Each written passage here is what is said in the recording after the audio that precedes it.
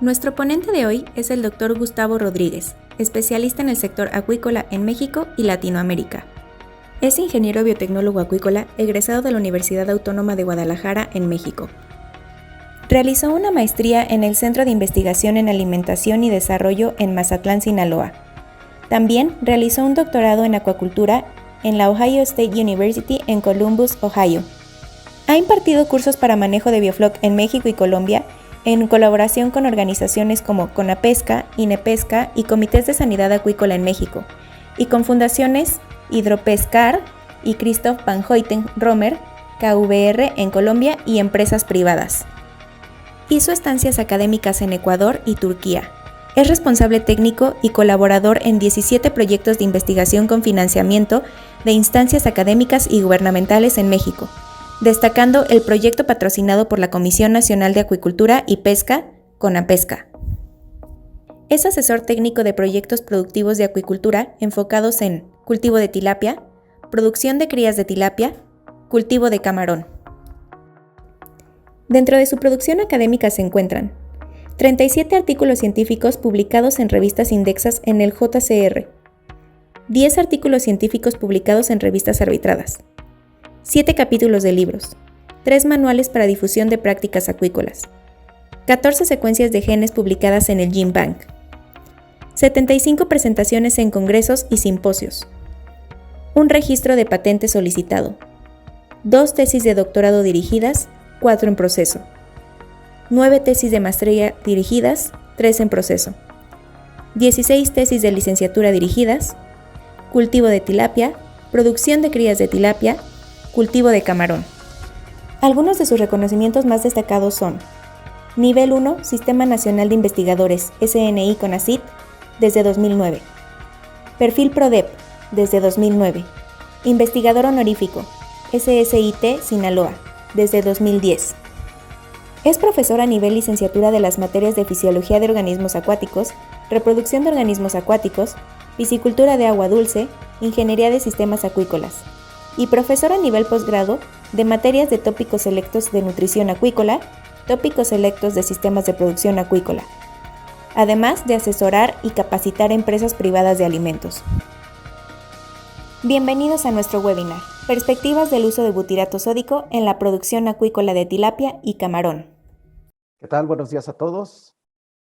Bienvenidos a este webinar en el área de acuicultura. Mi nombre es el doctor Gustavo Rodríguez. Muchas gracias por la introducción y sobre todo por la invitación a poder platicar el día de hoy con ustedes. Básicamente la intención es darles un panorama breve y conciso de algunos aspectos relevantes sobre cómo la innovación en lo que se refiere a los procesos y mejoramiento de los mismos que nosotros podemos aplicar de forma continua, pues pueden tener un efecto significativo en lo que implica la producción acuícola a nivel nacional, sobre todo tomando en cuenta pues, la relevancia de la misma. Entonces, por favor, vamos a estar tomando nota de sus preguntas ahí en el foro, si son tan amables de dejarlas por ahí, y al final de la presentación con mucho gusto estaremos procediendo a contestarlas, si es que existe alguna de ellas. Entonces, sin más preámbulos, pues comenzamos con la presentación.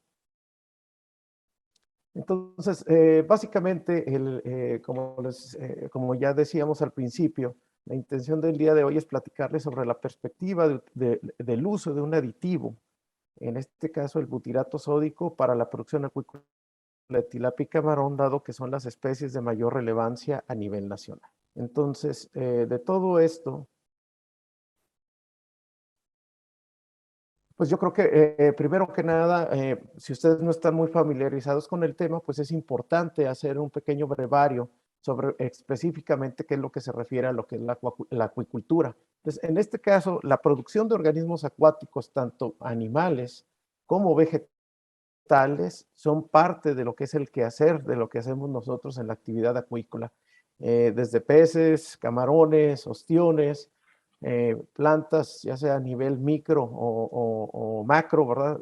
Sobre todo esas algas que ustedes consumen en el sushi, pues muchas veces viene por acuacultura. De hecho, en junio del 2022, la mayor producción de acuacultura de algún organismo fue precisamente macroalgas.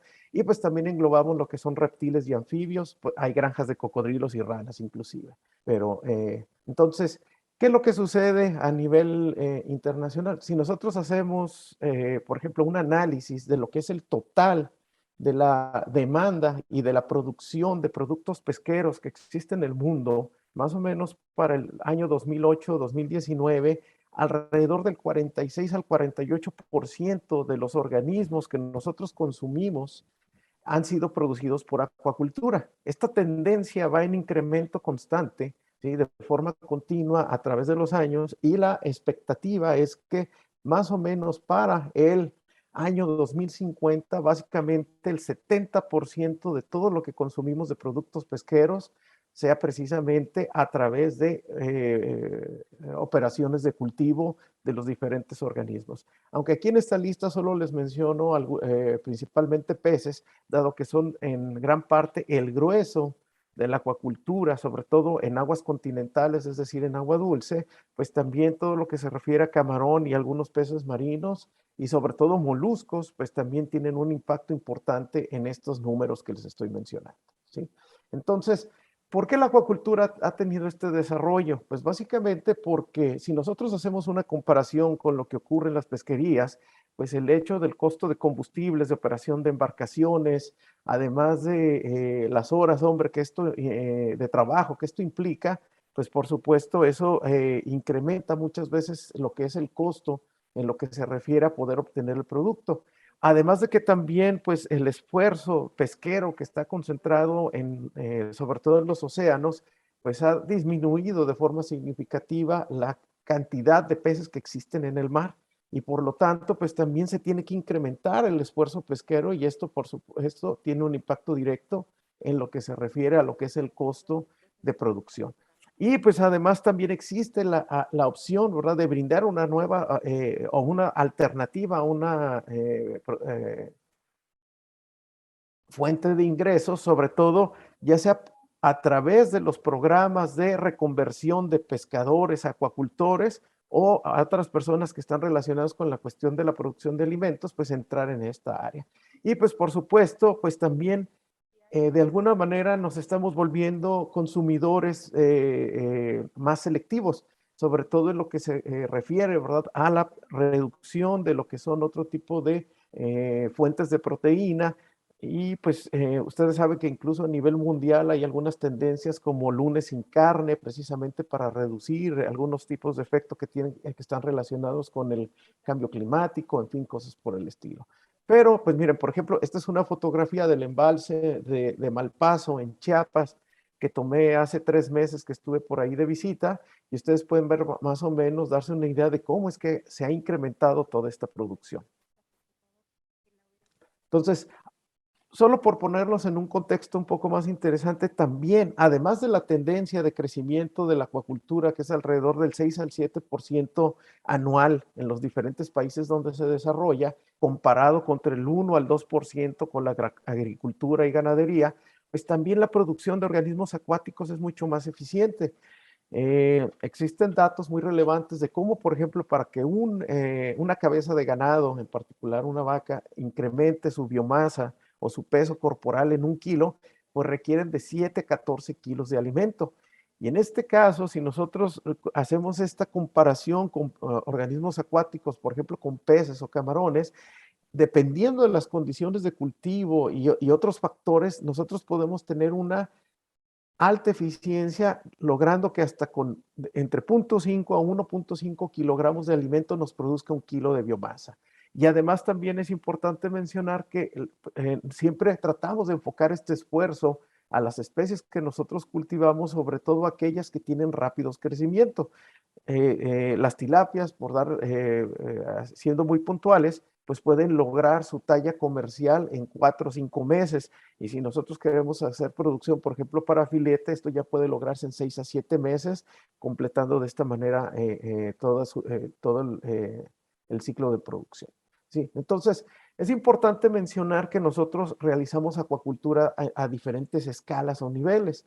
Sobre todo, lo más importante para nosotros se refiere a cuánto terreno, cuánta agua estamos utilizando y cuánto es la cantidad de insumos que nosotros estamos utilizando para esta producción, sobre todo en lo que se refiere a cuestiones de alimentación.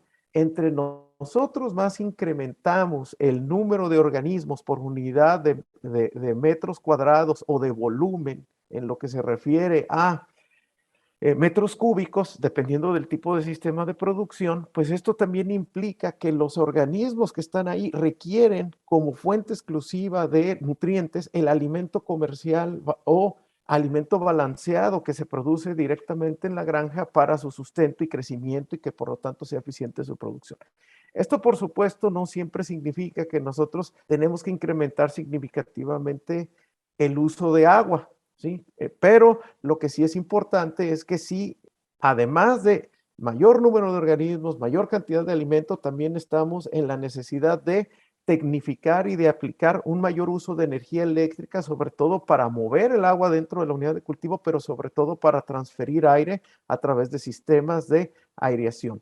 Entonces, como les decía, esto no forzosamente involucra un mayor uso de agua, ya que dependiendo del sistema de cultivo, nosotros podemos ser extremadamente eficientes y si nosotros instalamos un sistema de recirculación de agua, podemos lograr una eficiencia de prácticamente 100 litros de agua por cada kilo de tilapia o de otro pez que nosotros producimos.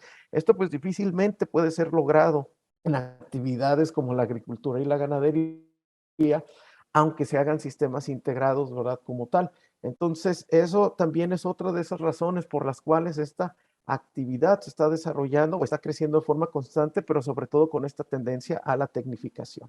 Entonces, nosotros en producción acuícola, pues tenemos esta consideración. Si nosotros realmente queremos ver rendimientos o ingresos económicos importantes a través de una mayor producción, pues es muy importante qué especies seleccionamos, muchas veces el manejo del sexo de los peces que estamos teniendo en cultivo, ya sea solo machos o hembras, es importante. ¿Cuál es la talla inicial y final que nosotros estamos manejando? ¿Cuál es su estatus fisiológico? Hay mucha investigación enfocada a las cuestiones de genética, de mejoramiento genético, al igual que en la ganadería y en la agricultura, pero además también tenemos la facilidad de poder cambiar los organismos entre diferentes condiciones de cultivo, sobre todo a diferentes salinidades, se pueden adaptar, ¿verdad? A condiciones específicas que les brinda cierta ventaja fisiológica para crecer de forma más eficiente, sobre todo cuando nosotros variamos la salinidad de cultivo, pero pues a la vez también es importante saber cómo manejar los desechos dentro del tanque, controlar algunos otros aspectos que tanto varían los niveles de acidez y alcalinidad en el agua, etcétera, porque esto nos cambia mucho la dinámica del sistema y los peces o los camarones están directamente expuestos a esto. Pero al fin y al cabo, para ver ese crecimiento, pues también entre mayor cantidad de organismos nosotros ponemos en la unidad de cultivo, requerimos más alimento, más oxígeno disuelto y generamos más desechos. Y entonces esto cambia mucho qué es lo que nosotros necesitamos hacer en cultivo. Entonces, entrando directamente en materia, pues dentro de las principales especies cultivadas en México, pues por supuesto que nosotros tenemos peces, crustáceos, moluscos como tal, pero pues sí, la producción está principalmente centralizada en dos especies. Y para esto, pues estamos hablando de que las tilapias, por darles una idea, que prácticamente se cultivan en todos los estados de la República, pues en la estadística reportada para el 2019 fue de aproximadamente 146,000 toneladas, de las cuales alrededor de 80,000 toneladas fueron producción por acuacultura, el resto fue por pesquería, sobre todo en embalses y presas artificiales en aguas interiores, ¿sí? Pero, pues de alguna manera, quien es la estrella de la película en esta cuestión de producción acuícola, pues es el camarón. Esto, pues debido, ¿verdad?, a la gran, pues a la extensión de las zonas costeras, de litorales que tenemos nosotros en el país y pues que presentan condiciones bastante favorables, sobre todo en lo que se refiere a la disponibilidad de agua y espacios, ¿verdad?, que son no aptos para otras actividades de producción alimentaria como agricultura y ganadería, sobre todo suelos salitrosos, etcétera, que estos pues encajan perfectamente entre los conceptos de lo que nosotros podemos transformar a cuestiones de producción de camarón. ¿Sí? Entonces, fíjense, nuevamente, ese dato para el 2019 nos dice que en México, exclusivamente de cultivo, se produjeron 210,000 toneladas métricas de producto a nivel nacional. Obviamente, pues estos son números que varían de forma constante y que de alguna manera, pues es parte de lo que nos interesa platicarles el día de hoy, debido a que pues esta situación siempre está en función, sobre todo, uno, pues de la demanda de producto, pero también los problemas sanitarios que han estado aquejando a la industria de camarón, pues es lo que nos requiere una mayor atención, sobre todo aspectos de manejo muy específicos y que de esta manera, pues nosotros podemos poder prever buenas producciones, sobre todo tratando de estabilizar, tener valores más o menos pormenorizados en lo que se refiere a porcentajes de supervivencia y tasas de crecimiento entre las unidades de cultivo. Entonces, este video es solo para darles una idea del tipo de instalaciones que nosotros tenemos en México, ¿verdad? Para producción acuícola. Es una unidad hiperintensiva de cultivo con mucha energía, con mucha agua, con una muy alta densidad de siembra que puede ser utilizado ya sea para preengordar los camarones a cierta densidad y después transferirlos a cielo abierto o en su defecto para llevar a cabo aquí directamente el cultivo. Entonces, todo esto, ¿sí? ¿Qué es importante nosotros considerar? Pues básicamente tenemos una serie de retos en la acuicultura. Primero que nada, pues, ¿cómo alimentar esos organismos en cultivo? Precisamente para maximizar el crecimiento dentro de lo posible, reducir la cantidad de desechos que se están generando en el agua y que tienen que ser removidos de la misma, pero que a la vez puede ser uno de las detonantes en que se presenten problemas infecciosos, ¿sí? Dentro de la unidad de cultivo. Entonces, todo esto en su conjunto, pues a la vez impacta directamente en la calidad de agua, porque a veces tenemos que pretratar lo que nosotros recibimos en las granjas o cómo precisamente lo manejamos dentro de la unidad de producción. Y pues todo esto es manejo, básicamente cómo puedo yo estar metiendo y sacando agua de forma muy eficiente, la puedo reutilizar, cómo controlo la cantidad de alimento que yo estoy agregando diariamente sin sacrificar o sin reducir el crecimiento de los animalitos, pero pues también algo que es muy importante es cuánta tecnología nosotros estamos metiendo. Sobre todo la industria del camarón es la que ha sido más susceptible a este mejoramiento continuo, sobre todo con sistemas de alimentación automatizados que actúan en respuesta a la actividad de los camarones dentro del estanque y es cuando comienza la alimentación.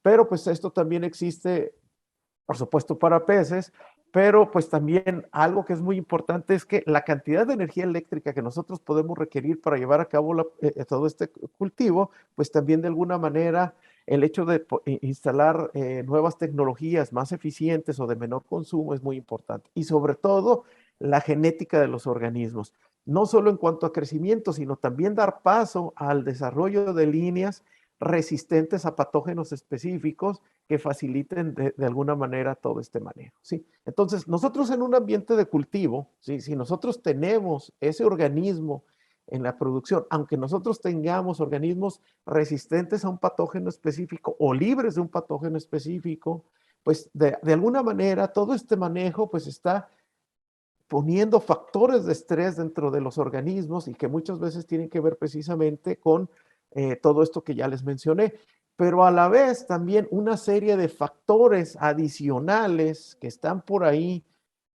presentes, sobre todo relacionados a aspectos de bioseguridad y de buenas prácticas de manejo y cómo mejoramos aspectos de alimentación y cosas por el estilo, pues es lo que van haciendo barreras de protección sobre posibles procesos infecciosos o de enfermedades en nuestros organismos de cultivo, ¿sí? Entonces, ¿qué es lo que nosotros hacemos de forma tradicional? Pues básicamente, muchas veces los alimentos comerciales tienen ya una serie de aditivos o vienen con formulaciones específicas, pero que también está todo esto ligado a estos temas de bioseguridad y tecnificación. Pero fíjense, algo que es muy importante es precisamente tratar de reducir o eliminar dentro de lo posible el uso de antibióticos, ya que esto, pues de alguna manera, eventualmente, además de inducir posibles procesos de resistencia a estos productos, pues también a la larga disminuye su efectividad, pero además se forman metabolitos que pueden llegar al consumidor final y por lo tanto estamos tratando de prescindir totalmente de ellos. Entonces, ¿qué tanto podemos prevenir esas enfermedades y reducir mortalidades? ¿Cómo incrementar la producción de biomasa teniendo una mayor supervivencia? Sobre todo reducir el estrés, mejorar calidad de alimentos y que todo esto aterrice en incrementar productividad y ganancias, porque pues al fin y al cabo no deja de ser una actividad económica, ¿sí? Entonces, ¿cuáles son las tendencias de manejo que nosotros tenemos bajo diferentes esquemas de todo esto? Pues uno es sobre todo el uso, ¿sí?, de aditivos que pueden ser adicionados en diferentes formas ya sea en la dieta o directamente en la unidad de producción.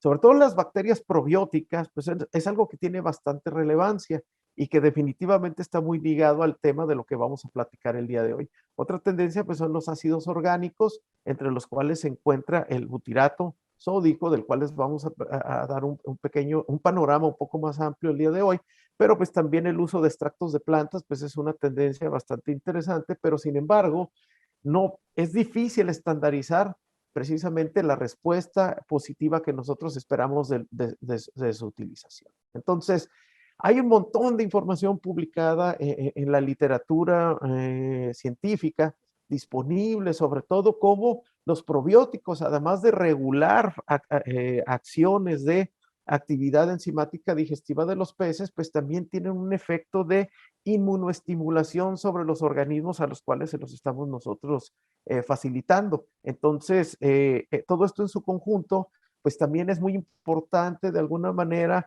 la discusión que existe a nivel de la industria entre si es mejor utilizar productos que tienen una sola bacteria o que vienen varias cepas de bacterias benéficas en el producto, qué tanto impacta, ¿verdad?, esta situación, de alguna manera, qué tanto podemos regular, cuál es la parte que efectivamente se queda poblando el tracto digestivo y que ejerce la actividad biológica positiva que nosotros esperamos. Entonces, este es un video, ¿sí?, de algo que nosotros desarrollamos de forma muy común en los tanques de cultivo, sobre todo en sistemas intensivos, donde hacemos pocos recambios. Se llaman flóculos bacterianos. Cada una de esas cositas flotantes tiene millones de bacterias. Tiene degradadoras de materia orgánica, tiene transformadoras de desechos de los peces, pero sobre todo también hay muchas bacterias probióticas, además del resto de organismos que están presentes ahí, ¿sí? Entonces, si nosotros hacemos un cultivo de ese camarón, ¿sí?, en este tipo de sistemas, pues también sabemos que la regulación que se da en cuanto a la proliferación y desarrollo de bacterias potencialmente patógenas se controla de forma muy importante y también hay una inmunoestimulación para el camarón. Ahora, nosotros manejamos en muchos casos este desarrollo de esa comunidad bacteriana y de esos flóculos bacterianos agregando subproductos de la industria agrícola a la unidad de producción, sobre todo azúcares en forma de melaza y harinas y moliendas de productos vegetales, pues son principalmente lo que mayormente se utiliza precisamente para fomentar esta comunidad. De hecho, pues hay también un debate muy importante sobre cuál es el tiempo que tú debes de dejarlos incubando o como se dice, el término que se utiliza coloquialmente en las granjas es masificando, pero todo esto pues precisamente para tú qué es lo que vas a introducir al sistema, las esporas o las unidades formadoras de colonias que vienen en el producto o las bacterias ya despiertas o activas después de un proceso de incubación, ¿sí? Entonces, esta grafiquita que les muestro aquí es nada más para darles una idea de cómo precisamente la adición de estos sustratos, ¿sí?, sobre todo azúcares, pues tienen un impacto muy positivo en la regulación del tipo de bacterias presentes. Si se fijan en la columna del lado derecho, pues nos está reportando hasta un 22%, ¿verdad?, de presencia de vibrio que pues es uno de los principales problemas que aqueja la industria de camarón en este momento,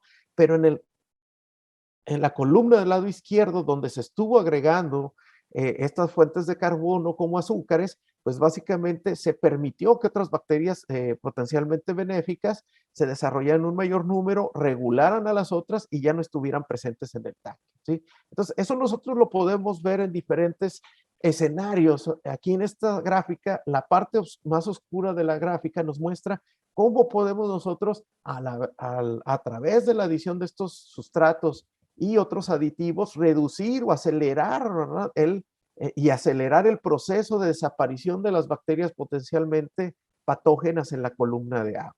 Entonces, como les decía, pues una vez que nosotros desarrollamos estas bacterias, entran al tracto digestivo y colaboran con enzimas digestivas para que el pez o el camarón digiera de forma más eficiente el alimento, además de otras condiciones interesantes precisamente de lo que tiene que ver con la regulación y desplazamiento de bacterias patógenas dentro del intestino, ¿sí? Entonces, hay mucha información de cómo además la morfología e histología del tracto digestivo mejora significativamente derivado de la adición de probióticos, tanto en camarón como en tilapia, en cuanto a la altura de las vellosidades, la presencia de células calciformes, de células de moco, etcétera. Y entonces, pues es un efecto bastante interesante. Y además, pues también existen nuevas tendencias, por ejemplo, como lo que nos presenta en algunas capacitaciones que ha venido a dar el doctor David Higashi aquí a México, de cómo además podemos reducir de alguna forma o hacer el sistema un poco más manejable agregando fermentos de harinas vegetales con efectos muy similares. Entonces, aquí de lo que se trata es básicamente hacer un procesado, ¿verdad? Que entre más días tenga en incubación y su olor sea más fuerte, esperamos una mayor efectividad del mismo, pero todo está enfocado a que esas bacterias que nosotros estamos agregando al sistema tengan energía metabólica disponible durante una mayor digamos, un tiempo más prolongado y puedan estarnos dando ese efecto positivo que nosotros requerimos. Entonces, en resumen, ¿verdad? De estas dos últimas cosas que les acabo de mencionar, pues si se fijan, es mucho manejo desde el punto de vista de lo que tiene que ser el productor precisamente para hacerse de esas bacterias probióticas, pero a la vez, pues también poder de esta manera tener o fomentar los aspectos positivos que nosotros esperamos. Entonces, ¿qué opciones tenemos, verdad, para hacer un manejo muy similar a esto y que de alguna manera no implica toda esta cuestión de estar agregando cosas de forma continua o en complemento, ¿sí? Para que haya una sinergia entre varios tipos de manejo y que esto beneficie fisiológicamente a los organismos, les dé mayor resistencia, enfermedades, etcétera. Pues en este caso hay unos conceptos muy importantes que yo creo que es necesario que de alguna manera tomemos todos en cuenta. Nosotros escuchamos mucho, tanto en la televisión como en diferentes publicaciones, lo que se refiere a prebióticos, probióticos y posbióticos. ¿Por qué es esto importante? Vamos a definir. Los prebióticos pues son básicamente sustancias que sirven de alimento a las bacterias probióticas, ¿sí? O sea, promueven su crecimiento y a la vez pues la acción biológica. Los probióticos como tal son bacterias que tienen esa acción benéfica que nosotros esperamos, pero los posbióticos son los productos que generan esas bacterias probióticas una vez que consumieron los prebióticos o otra matriz de alimento. Entonces, en muchos de los casos, lo que están generando como lo que sería prácticamente sus desechos, pues sería básicamente la generación de productos que tienen una actividad biológica muy interesante. En este caso, ácidos grasos de cadena corta, entre los cuales se encuentra el ácido butírico, que es el producto sobre el cual queremos platicar dar algunos detalles más interesantes el día de hoy, ¿sí? Entonces, es una de las nuevas líneas, ¿verdad? De investigación en la cuestión de acuacultura, esta cuestión de los posbióticos de esos productos o compuestos generados precisamente por la acción de las bacterias que se aíslan, se concentran y de esta manera se aplican directamente al alimento y se le provee a los organismos con una serie de resultados positivos muy interesantes, los cuales les voy a enumerar a continuación, ¿sí? Entonces, pues este es un artículo publicado a principios de año donde nos habla precisamente de las propiedades moleculares de esos posbióticos y cómo es que tienen un efecto muy deseable en lo que se refiere a controlar enfermedades en acuacultura. Entonces, Norel, ¿verdad? Como empresa, ¿sí? Ofrece una serie de productos que tienen que ver con cuestiones de tecnología de procesamiento y de conservación de alimentos, pero también en aspectos fisiológicos, ¿sí? Entonces, aquí es donde dentro de los productos fisiológicos como tal, existe disponible el Gustor Aqua, que es butirato de sodio, ¿sí? Es uno de estos ácidos grasos de cadena corta, que es uno de estos posbióticos, pero con la ventaja que ese sodio que está adicionado a la molécula lo hace mucho más estable, de mayor efectividad y facilita el consumo y la absorción por parte de los organismos. Entonces, todo esto pues está enfocado precisamente a cómo aprovechar toda esta información que les acabo de comentar sobre cuál es el manejo que se hace de forma tradicional y cómo tenemos alternativas para hacerlo en este sentido, pero sobre todo pues metiéndole procesos de innovación y desarrollo tecnológico, pues ahora enfocados directamente a recibir ese efecto positivo que nosotros tenemos en producción, ¿sí? Entonces, este Gustor Aqua, pues dentro de las propiedades que están reportadas y que les voy a describir un poco más a detalle en unos momentos, pues tiene mucho que ver con cuestiones de actividad bactericida, de regulación, ¿verdad? De qué tipo de bacterias están presentes o no en el tracto digestivo, de una forma similar a la comunicación que tienen las bacterias probióticas con otras bacterias y que de esta manera las desplazan. También nos está generando procesos de inmunidad mediada por péptidos, ¿sí? Y tiene que ver con respuesta antiinflamatoria, resistencia a patógenos, y pues toda la fisiología y morfología del tracto digestivo se ve mejorada de forma muy significativa, ¿sí? Entonces, este esquemita es únicamente para darles continuar, ¿no? Con este concepto de cómo precisamente entre todos estos productos, pues a fin y al cabo lo que nosotros queremos es aterrizarlos para su uso en acuacultura, pero enfocado en tres procesos: en incrementar la inmunidad del organismo, combatir infecciones microbianas, pero sobre todo inhibir el crecimiento de patógenos en lo que se refiere al manejo y la producción del organismo bajo cultivo, ¿sí? Entonces, ¿qué es lo que puede suceder si nosotros empezamos a agregar este butirato sódico, ¿sí? A la dieta y sobre todo en formas protegidas?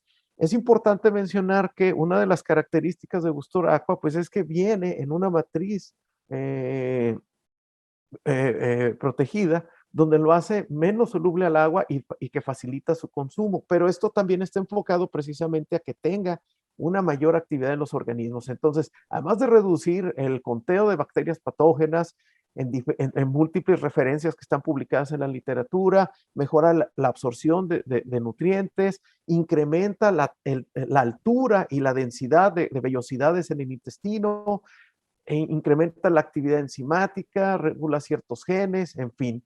Entonces, todo esto, pues, hay de alguna manera información ya disponible y muy relevante tanto para peces como para camarones. Obviamente todavía hay algunos huequitos de información que contestar, sobre todo en lo que se refiere a respuestas a nivel molecular, en lo que tiene que ver con esta cuestión de regulación de genes, pero no deja ser muy interesante precisamente cómo hay respuestas a nivel celular, respuestas a nivel inmune, sobre todo la respuesta inmune no específica, general, que es lo que nos permite hacer el manejo continuo de un cultivo, dado que pues no deja de ser una situación, en algunos casos, dependiendo de la densidad y de ciertas condiciones, de cierto estrés para el organismo, pero lo importante es que a través de este manejo estamos favoreciendo la resistencia o que el organismo no nos evidencie esos signos de estrés, ¿sí? Entonces, incluso hay datos muy interesantes como la aplicación precisamente de Gustor Aqua,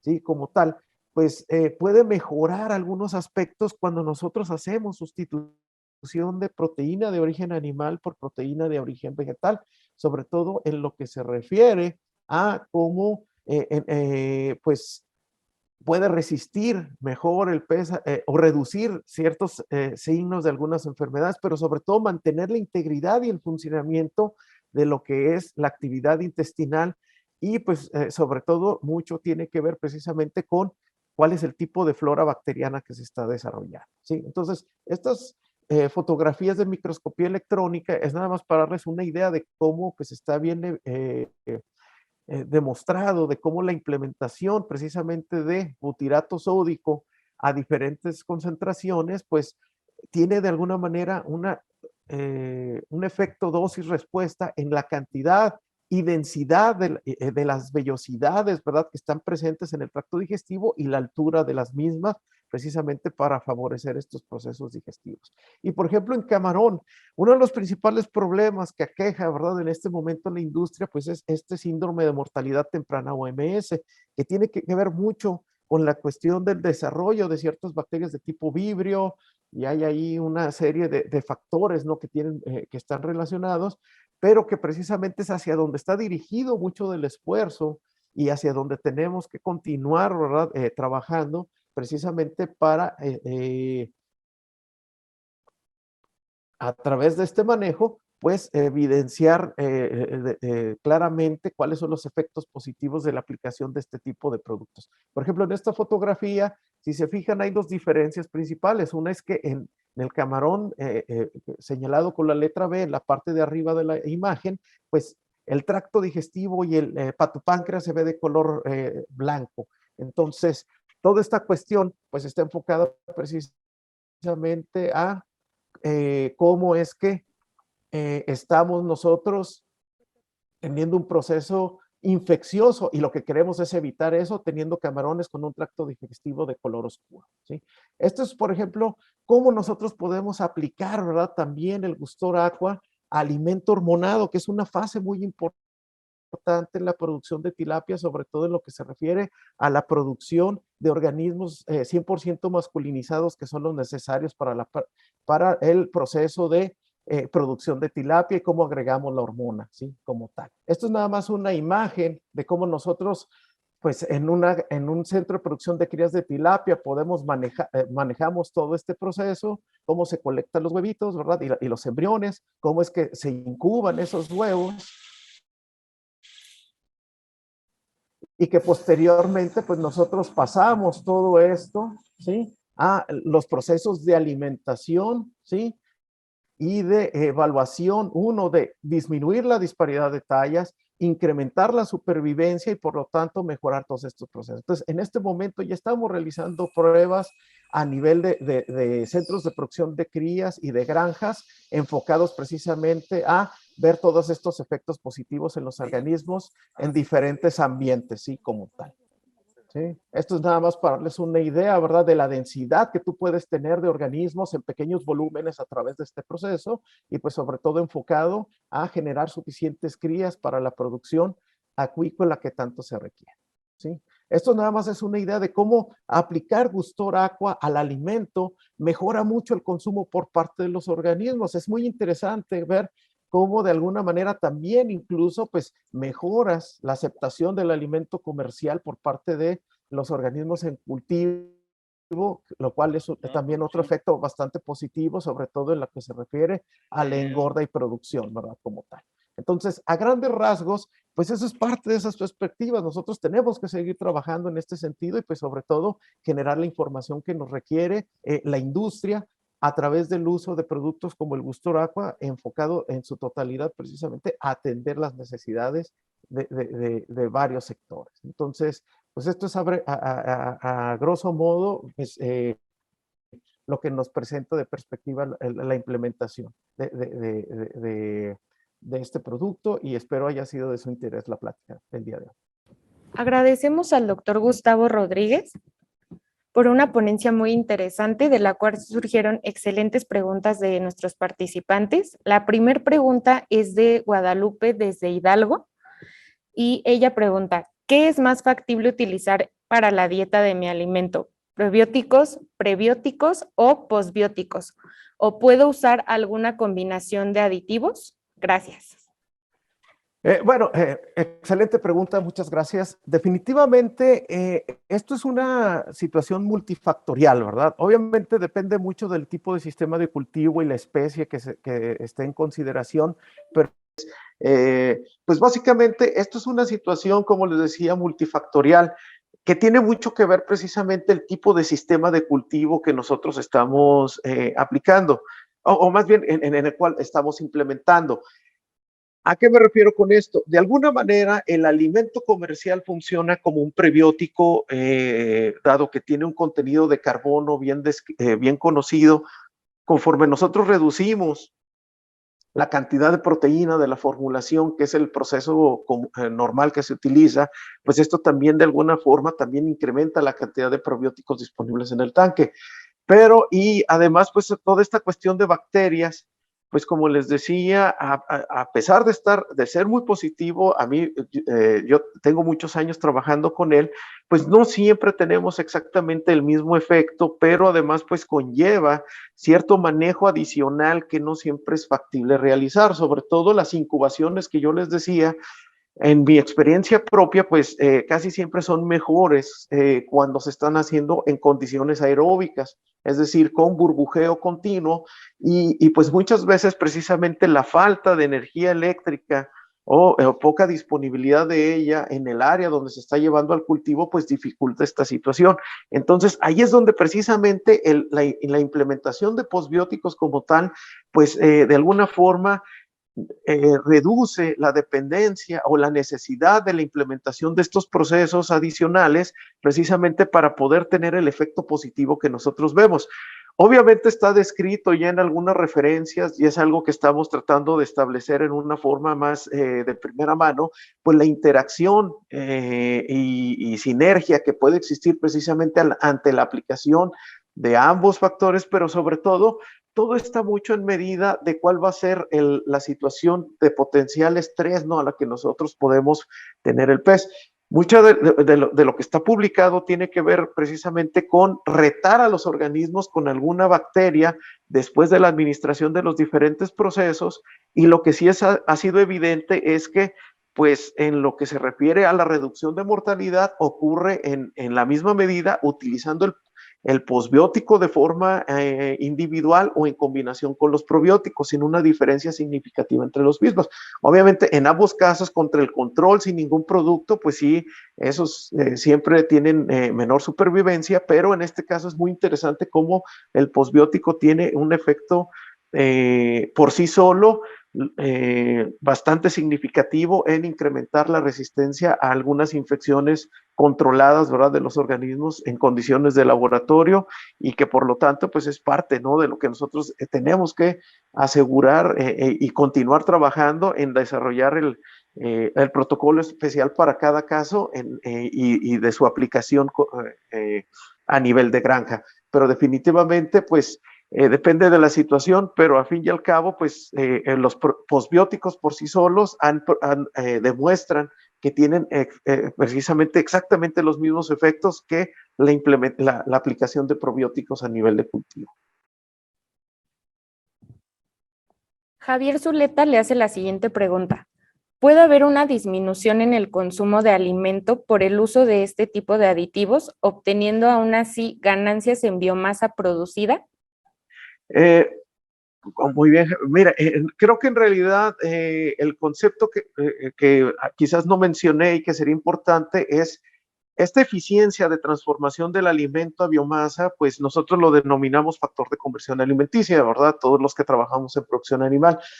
En este caso en particular, precisamente ante el mejoramiento de toda esta morfología a nivel intestinal y el incremento en actividad enzimática, todo eso, pues efectivamente reduce la cantidad de alimento que nosotros necesitamos para producir mayor biomasa.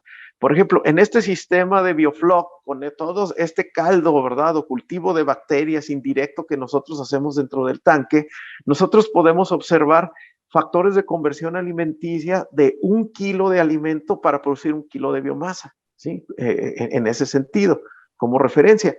En un cultivo tradicional donde no se aplican estos probióticos o algún otro tipo de producto, estamos manejando niveles de 1.3 a 1.8 kilogramos de alimento para producción del mismo kilo de biomasa. Entonces, definitivamente esa es la perspectiva y los resultados reportados hasta el momento de que también los posbióticos tienen este efecto en cuanto a la reducción de la cantidad de alimento para producir el mismo kilo de biomasa, disminuyendo el factor de conversión alimenticia. La siguiente pregunta es de Nisa. Buenos días, ¿qué dosis recomiendan y si es recomendable agregar butiratos en planta de balanceado? Gracias. Bueno, definitivamente eso facilitaría mucho el proceso, ¿no? Y la disponibilidad del producto. Obviamente se puede aplicar también en granja con procedimientos normales, ¿no? Que nosotros manejamos para agregar otros productos, pero la situación ideal definitivamente sería poder de alguna manera concertar con nuestro proveedor de alimento la inclusión del mismo.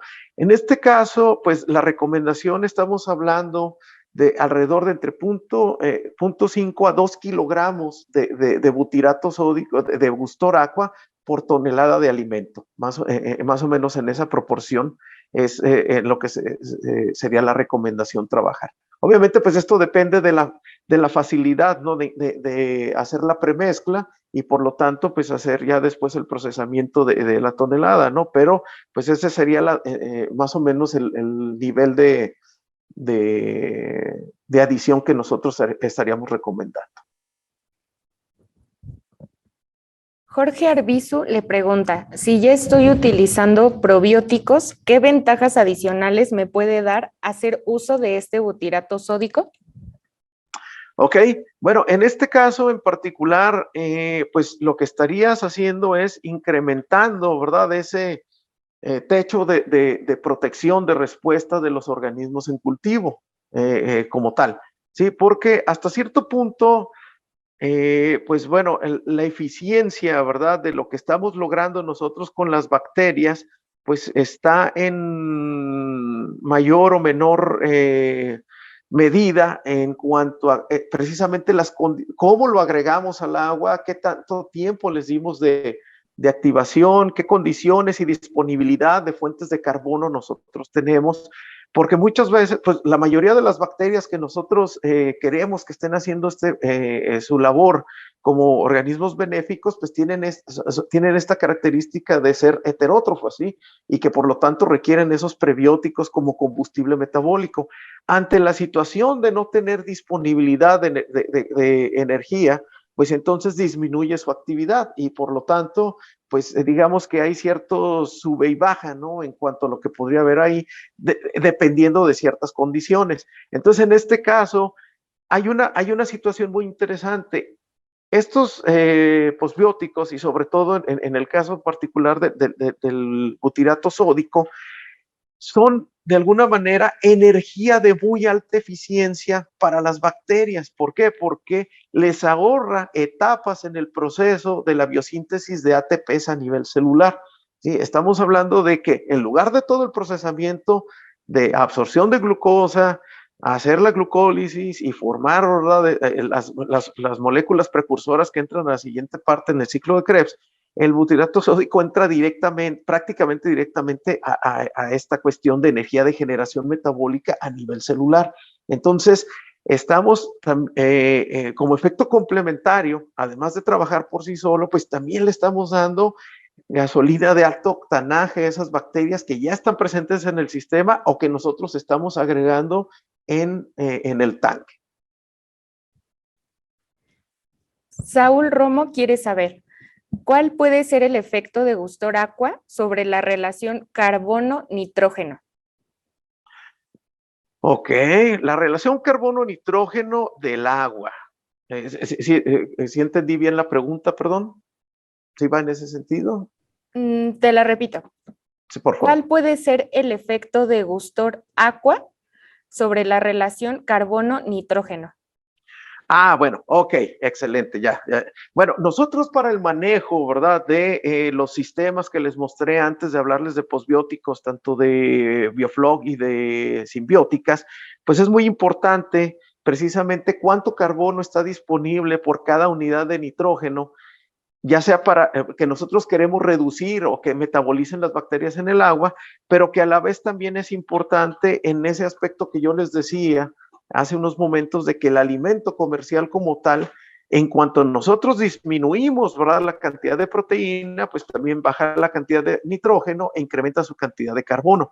Entonces, esta relación carbono-nitrógeno es básicamente algo que nosotros consideramos de forma continua, porque precisamente entre mayor sea la relación carbono-nitrógeno y más se pegue a 20 carbonos por cada nitrógeno, en ese caso, pues aseguramos que las bacterias tengan suficiente energía para hacer su trabajo. Entonces, en este caso en particular, al igual, ¿verdad?, que otros productos inorgánicos, pues nosotros sabemos que entre más fácil sea para las bacterias metabolizar ese carbono para utilizarlo para la generación de energía metabólica y la biosíntesis de diferentes compuestos, pues también eso nos permite de alguna manera reducir significativamente, o de forma importante la cantidad carbono-nitrógeno que nosotros tenemos que tener en el tanque. Siempre estamos tratando de trabajar de 10:1, de 20:1, en función de diferentes factores, pero en este caso nosotros podríamos manejar una relación carbono-nitrógeno más baja, precisamente porque el Gusto Agua estaría atendiendo de forma mucho más eficiente esa disponibilidad de carbono para las bacterias. Laura, desde Nicaragua, le pregunta, ¿cuál sería la diferencia de butirato sódico contra monobutirinas? Bueno, en este caso en particular es la presentación de la molécula. Las monobutirinas son tres ácidos butíricos pegados a un glicerol, ¿sí? Como tal. En este caso, pues esto implica un proceso metabólico adicional, ¿verdad?, para poder ser utilizado por las bacterias.